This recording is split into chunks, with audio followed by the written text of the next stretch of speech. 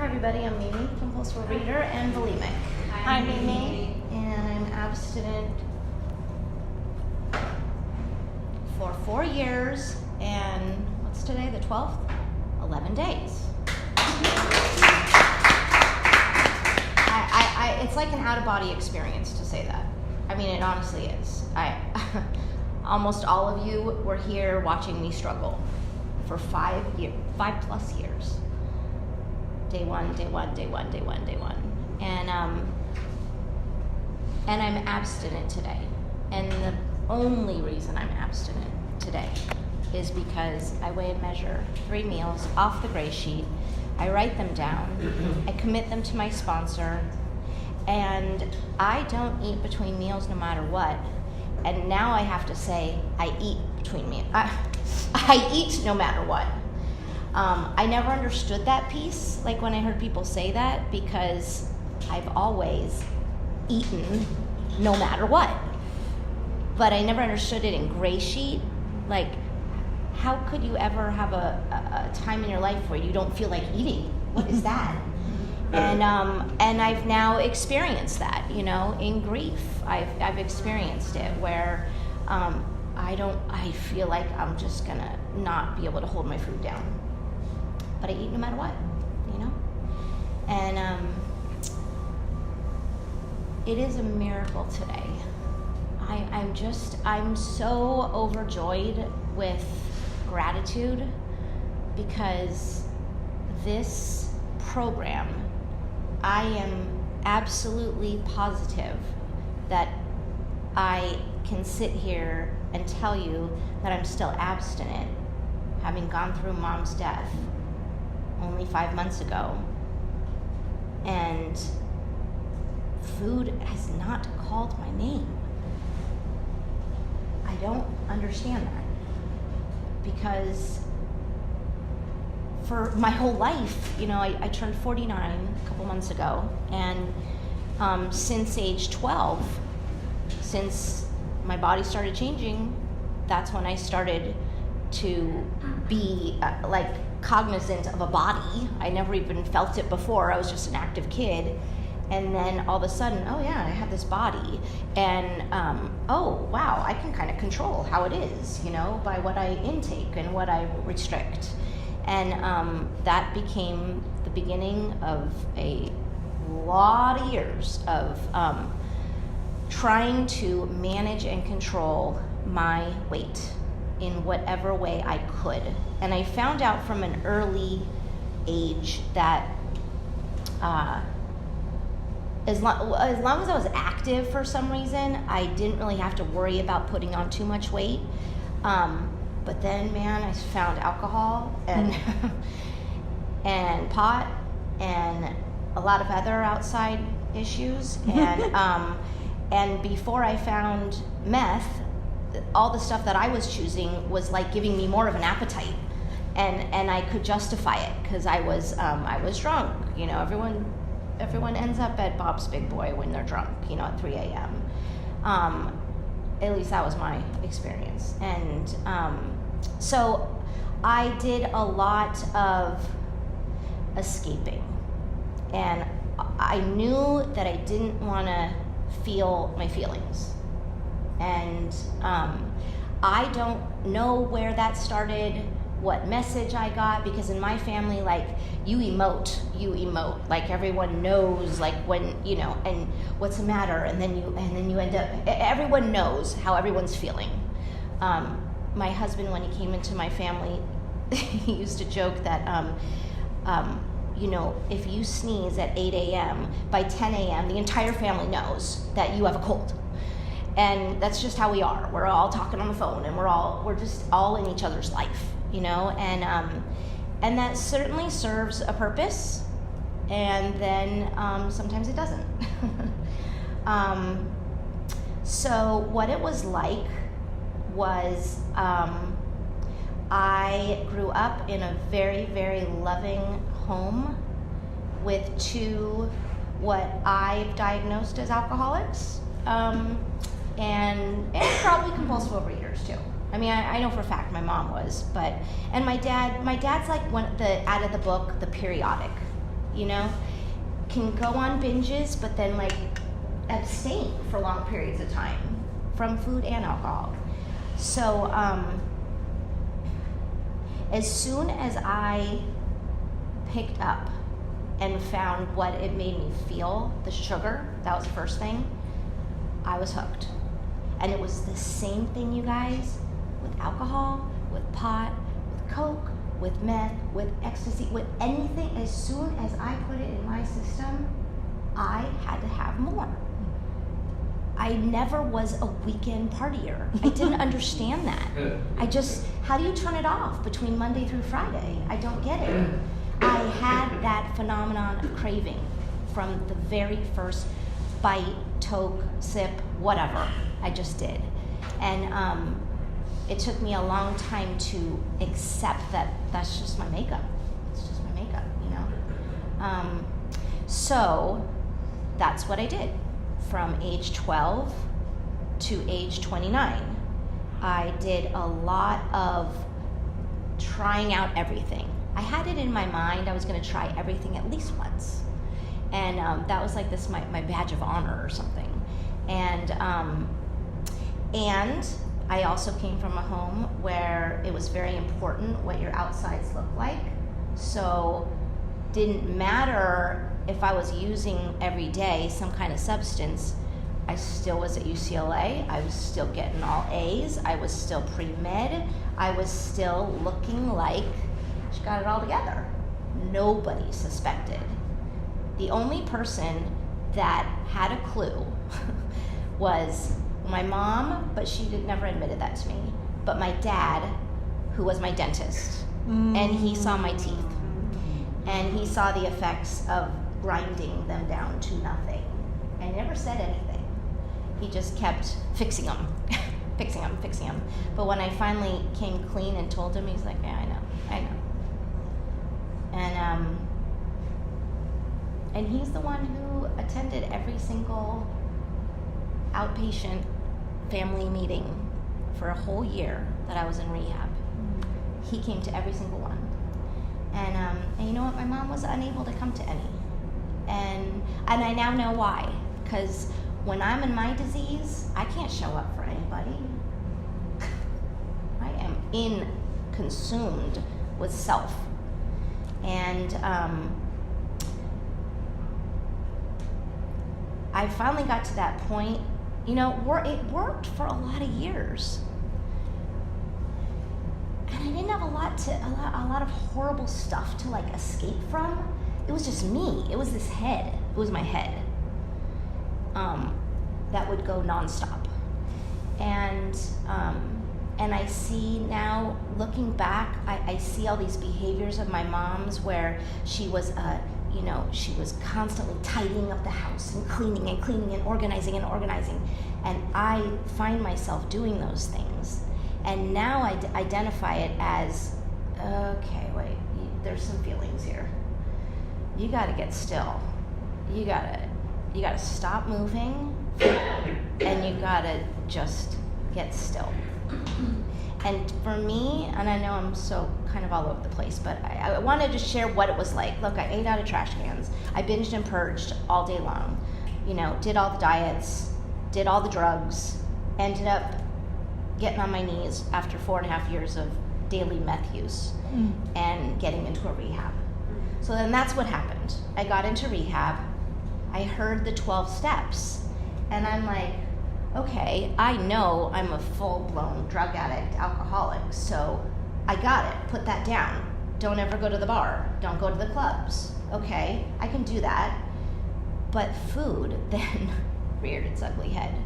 And here I was living in the hospital in San Pedro. They had this live-in program. And so I had to eat 3 meals a day of hospital food.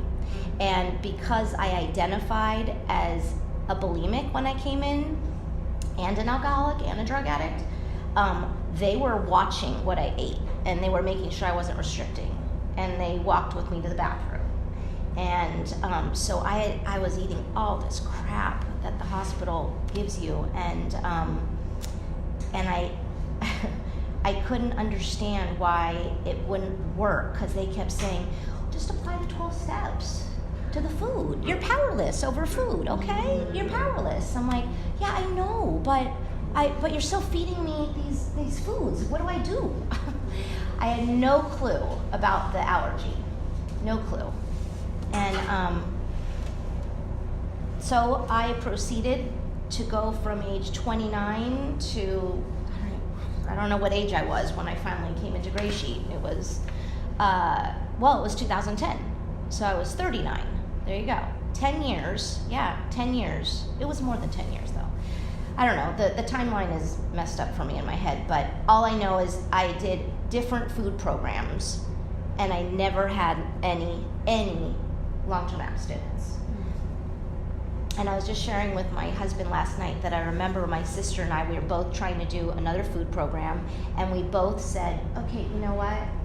Let's just resign ourselves to the fact that we will hopefully have more good days than bad days.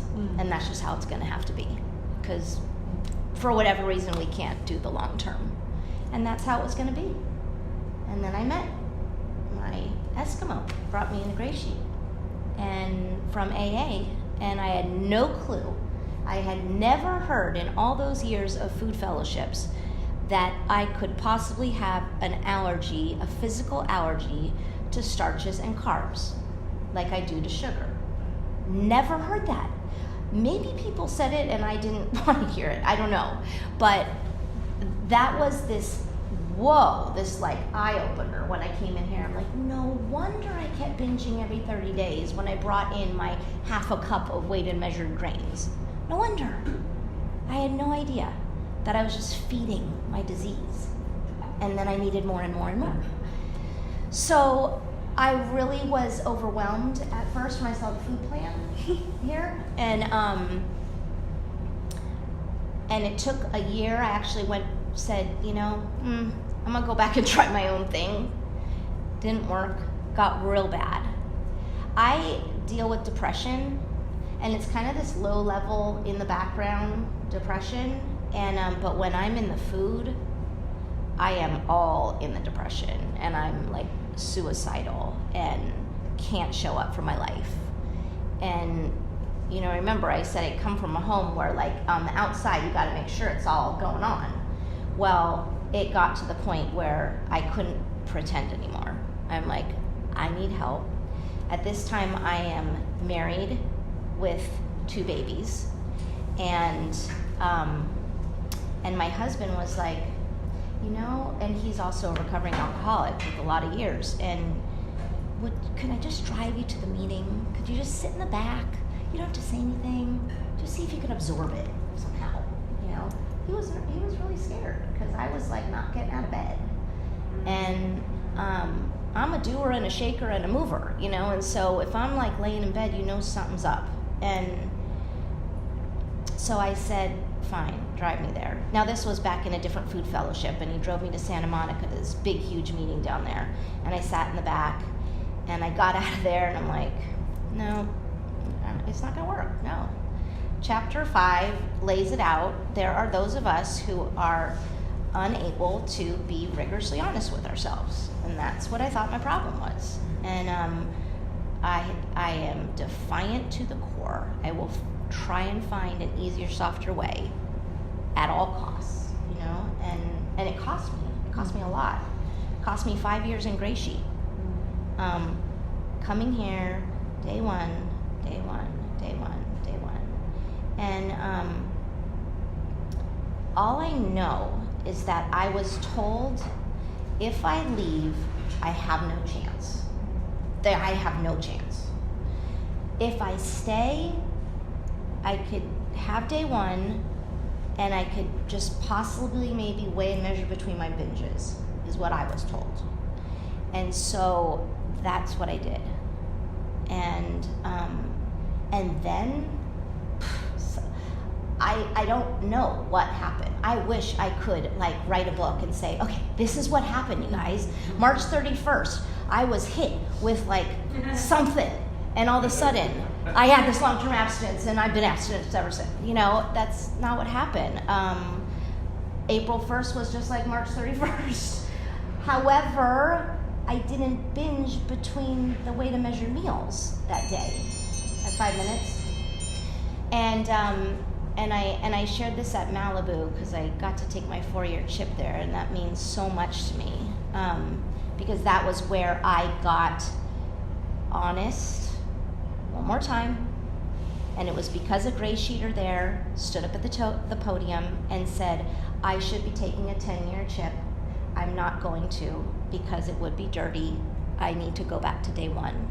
And I've agreed with my sponsor, and I was like, oh my God, what could she have done?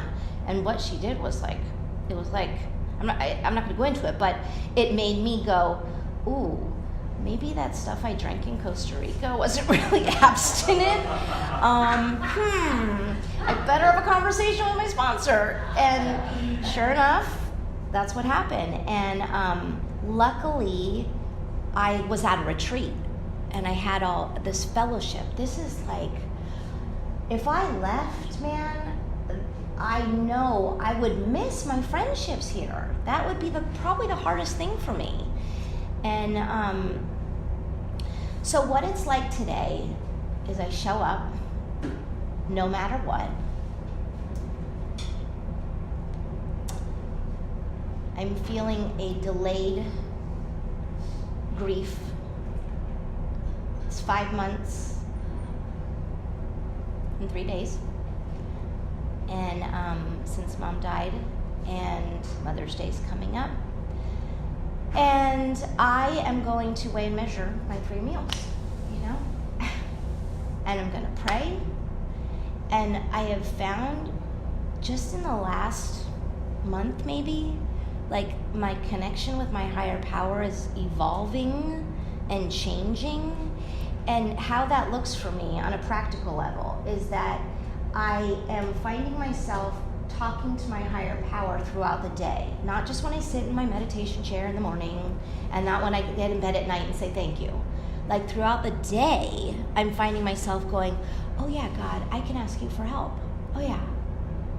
And then it's like a wave comes over me and I feel this relief.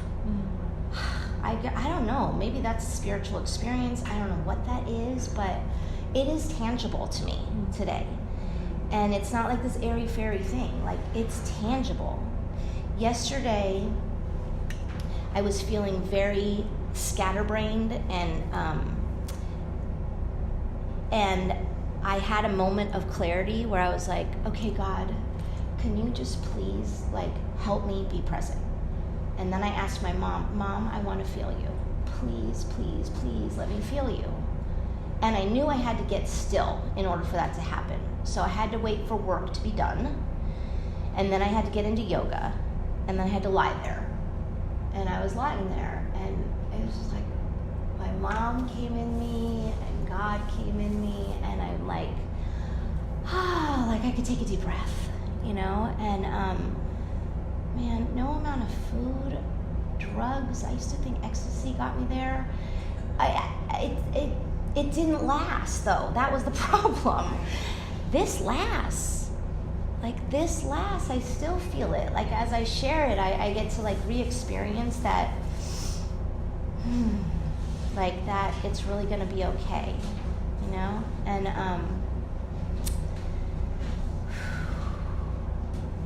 as long as I weigh and measure my 3 meals, and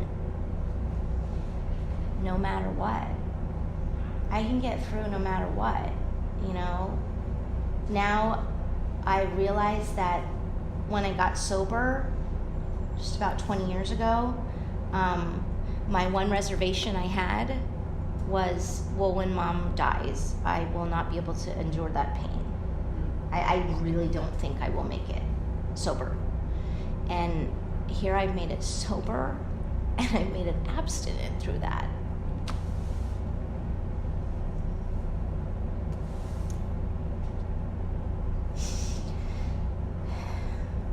So I feel like I can get through anything.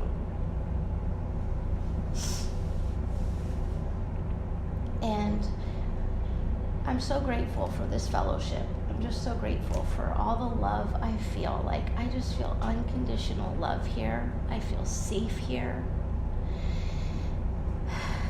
and I get to, this is portable. Like, I can take this anywhere with me, you know? I'm going on a trip with my family.